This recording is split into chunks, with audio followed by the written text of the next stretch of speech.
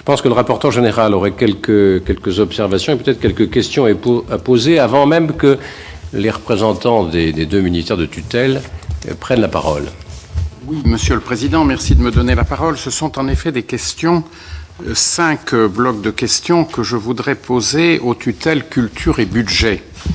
Dans le rapport de la Cour, qui est très clair, qui a le mérite de clarifier un sujet qui jusqu'alors pouvait apparaître assez confus, il y a 2 types d'observations, les unes sur la gestion même de l'établissement et les autres sur le mode de gestion des crédits.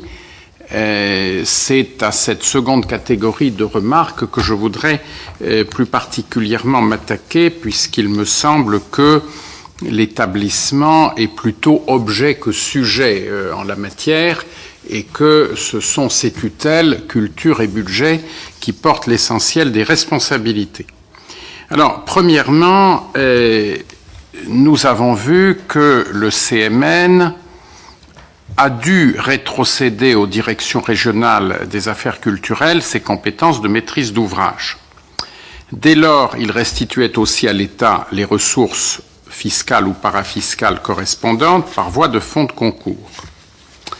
Et la Cour a qualifié la mise en œuvre des crédits correspondants de parfaitement opaque, a montré que ces crédits ont été globalement sous-consommés, et j'ai compris, c'est ma lecture du rapport de la Cour, qu'il en était résulté un abondement de la trésorerie du CMN de plus de 28 millions d'euros, abondement qui, dit la Cour, n'est pas retracé dans les documents budgétaires. Donc je voudrais que la direction du budget puisse nous répondre précisément sur cet état de choses.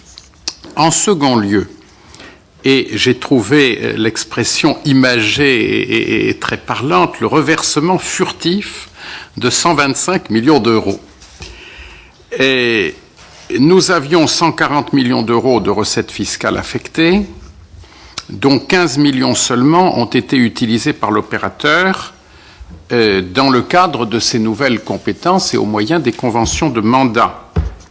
125 millions d'euros, en réalité, sont revenus à l'État pour lui permettre de financer des opérations sans doute déjà engagées sur ses propres monuments, non pas ceux délégués à la gestion du Centre des monuments nationaux. Et président Jean Pic a utilisé une litote en considérant que ceci était sans doute en marge de la loi organique sur les lois de finances. Je pense pour ma part que c'est totalement en contradiction avec la dite loi organique et qu'il vaut mieux le dire très, très clairement. Les fonds de concours ont un caractère non fiscal et le fait d'amener le Parlement à voter une chose pour en faire autre chose, ce n'est certainement pas recommandable, ce n'est pas acceptable de notre point de vue. Donc, j'aurais voulu que l'on me confirme que le CMN a bien été une boîte aux lettres totalement transparente dans cette affaire, et j'aurais voulu savoir ce que la direction du budget pense de cette opération. J'aurais souhaité qu'elle nous dise quelle en a été finalement, quelle en a été la vraie finalité. Sanctuariser des crédits, faciliter leur report, soustraire ces crédits à la norme de dépenses. Je pense qu'il faut nous répondre tout à fait clairement sur ces aspects et prendre à tout le moins des engagements pour que cela ne se reproduise point. En troisième lieu, et s'agissant de la situation financière du Centre des monuments nationaux, qualifiée de confortable. Et bon, il est toujours heureux de trouver dans l'État un établissement dont la situation soit confortable, n'est-ce pas? Mais j'ai cru comprendre qu'il y avait une marge de progression en matière de mobilisation des ressources propres, et je suis témoin, par un monument qui existe dans mon département, que le CMN progresse dans son mode de gestion et qu'il met en œuvre une réelle dynamique. Ce que je voudrais savoir, c'est si les tutelles, culture et budget, assignent au CMN un objectif d'accroissement de ses ressources propres. Est-ce que dans l'arbitrage de ces moyens, on lui fixe un taux de couverture de ses dépenses par les ressources propres?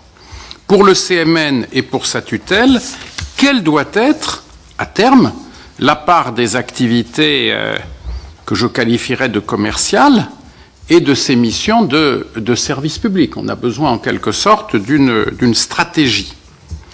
Et j'évoquerai également, c'est le 4e point, l'évolution des subventions budgétaires, pour constater que les subventions de fonctionnement au CMN sont passées de 2003-2009 de 5 à 19 millions d'euros.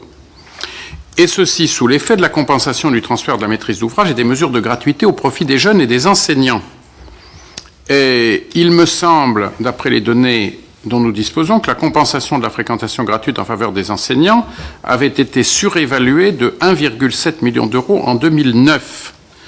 Cette compensation a-t-elle bien été ajustée à la baisse en 2010 et qu'en sera-t-il pour 2011? Enfin, s'agissant donc de cette fameuse aisance financière du Centre des monuments nationaux, le président Arthuis évoquait le fonds de roulement. Il semble être passé, le fonds de roulement net global, de 26,4 millions d'euros en 2003 à 63 millions à peu près en 2009.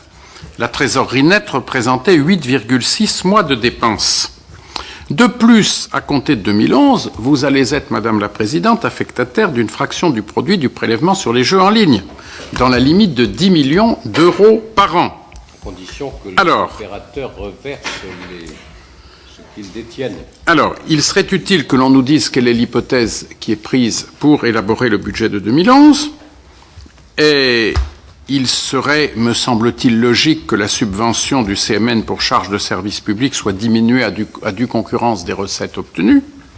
Et je voudrais tout simplement demander à la direction du budget pourquoi elle ne procède pas à une ponction exceptionnelle sur les réserves du Centre des monuments nationaux. Je veux dire que ce que l'on fait sur les offices d'HLM, alors on a une expression... Ce sont, pardonnez-moi, mais c'est l'expression qui est utilisée pour les HLM, les dodus dormants.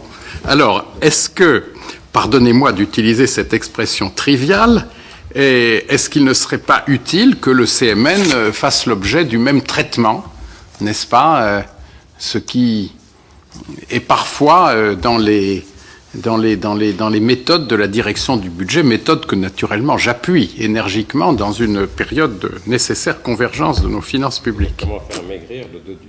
Voilà. Réveiller,